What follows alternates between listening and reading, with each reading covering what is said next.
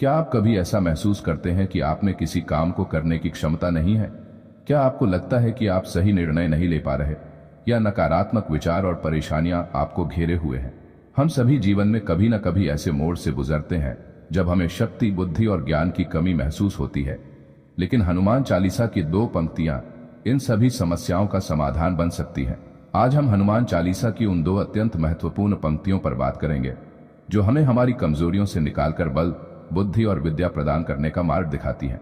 बुद्धिहीन तनु जानिके सुमिरो पवन कुमार, बल बुद्धि विद्या देहु मोहि हरहु क्लेश विकार। ये पंक्तियां सिर्फ शब्द नहीं बल्कि एक प्रार्थना है, एक गहरा आध्यात्मिक सूत्र है जो हमें अपनी मानवीय सीमाओं को स्वीकार करने और दैवीय शक्ति से जुड़ने का रास्ता दिखाता है। हनुमान चालीसा का पाठ करते समय अक्सर लोग इन पंक्तियों को दोहराते हैं, लेकिन क्या हम कभी इनके गहरे अर्थ पर ध्यान देते हैं? आइए इन पंक्तियों को एक एक करके समझते हैं।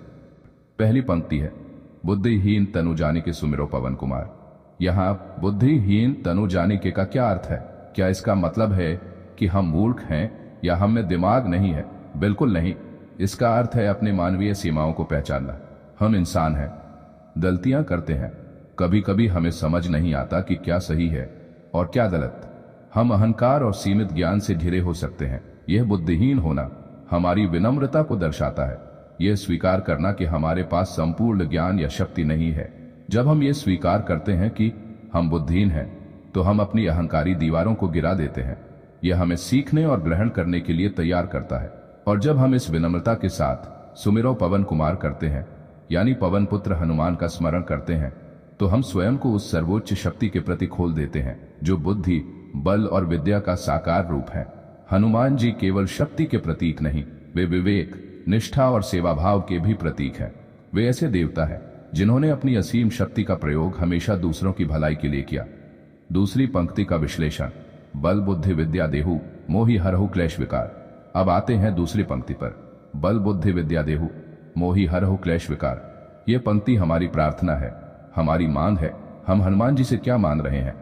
बल, यह सिर्फ शारीरिक बल नहीं है, यह मानसिक बल भी है। विपरीत परिस्थितियों का सामना करने की शक्ति, धैर्य और आंतरिक साहस, यह हमें जीवन की चुनौतियों से लड़ने की शक्ति देता है। बुद्धि, यह सिर्फ किताबें पढ़ने से मिलने वाली जानकारी नहीं, यह सही गलत का विवेक है, निर्णय लेने की क्षमता है, दूरदर्शिता है। यह हमें जीवन पथ पर सही दिशा चुनने में मदद करती है। विद्या, यह केवल सांसारिक ज्ञान नहीं बल्कि आध्यात्मिक और आत्मिक ज्ञान भी है। यह जीवन के गूढ़ रहस्यों को समझने की क्षमता है जो हमें सच्चा सुख और शांति प्रदान करती है। और इन तीनों की प्राप्ति क्यों जरूरी है? ताकि हरहु क्लेश विकार, क्लेश का अर्थ है दुख, पीड़ा, मानसिक अशांति। विकार का अर्थ है बुराइयां, नकारात्मक प्रवृत्तियां जैसे क्रोध, लोभ, मोह, ईर्ष्या, भय। हम हनुमान जी से प्रार्थना करते हैं कि वे इन सभी क्लेशों और विकारों को दूर करें। जब हमारे पास बल, बुद्धि और विद्या होती है तो हम स्वयं ही इन आंतरिक और बाहरी बाधाओं को दूर करने में सक्षम हो जाते हैं। इन पंक्तियों का हमारे जीवन में व्यावहारिक उपयोग और विशेष पूजा विधि। तो हम इन पंक्तियों को अपने दैनिक जीवन में कैसे उतारें? विनम्रता, सबसे पहले अपनी सीमाओं को पहचानें। ये स्वीकार करें कि आप सब कुछ नहीं जानते और हमेशा सीखने के लिए तैयार रहें। यह विनम्रता ही आपको ज्ञान और शक्ति प्राप्त करने का द्वार खोलती है। नियमित स्मरण, हर दिन भले ही कुछ मिनटों के लिए ही सही, इन पंक्तियों का मनन करें। हनुमान चालीसा का पाठ करें या केवल इन 2 पंक्तियों को ही दोहराएं।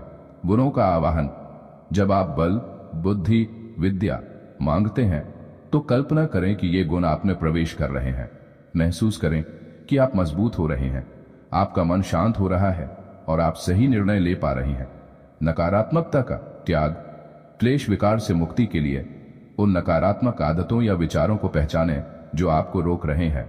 हनुमान जी से प्रार्थना करें कि वे आपको इन्हें दूर करने की शक्ति दें। कर्म में विश्वास, केवल प्रार्थना करना ही पर्याप्त नहीं, इन गुणों को प्राप्त करने के लिए आपको प्रयास भी करना होगा। बल के लिए शारीरिक स्वास्थ्य का ध्यान रखें, बुद्धि के लिए ज्ञान प्राप्त करें और विद्या के लिए सीखें और अभ्यास करें। विशेष पूजा विधि, इन पंक्तियों के चमत्कारिक प्रभाव को अपने जीवन में अनुभव करने के लिए आप एक सरल और शक्तिशाली पूजा विधि अपना सकते हैं। यह विधि आपको आंतरिक शांति और शक्ति प्रदान करेगी।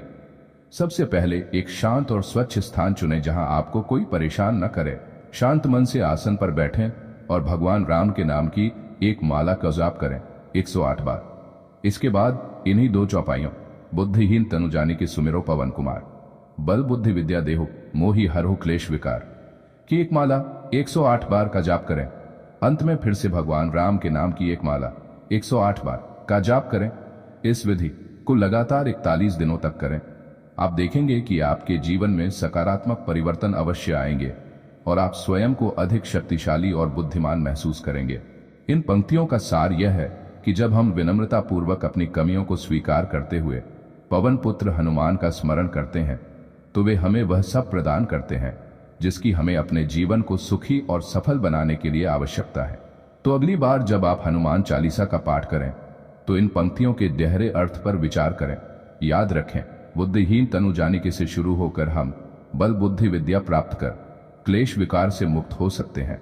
यह सिर्फ एक प्रार्थना नहीं, यह स्वयं को बदलने और हनुमान जी की कृपा प्राप्त करने का एक शक्तिशाली सूत्र है। अगर आपको यह वीडियो पसंद आया हो और आपने कुछ नया सीखा हो तो कृपया इसे लाइक करें, अपने दोस्तों और परिवार के साथ शेयर करें और हमारे धर्म सरिता STS चैनल को सब्सक्राइब करना न भूलें ताकि आप ऐसे ही और आध्यात्मिक वीडियो देख सकें। आपके विचार और अनुभव हमें कमेंट बॉक्स में बताएं। जय श्री राम, जय हनुमान।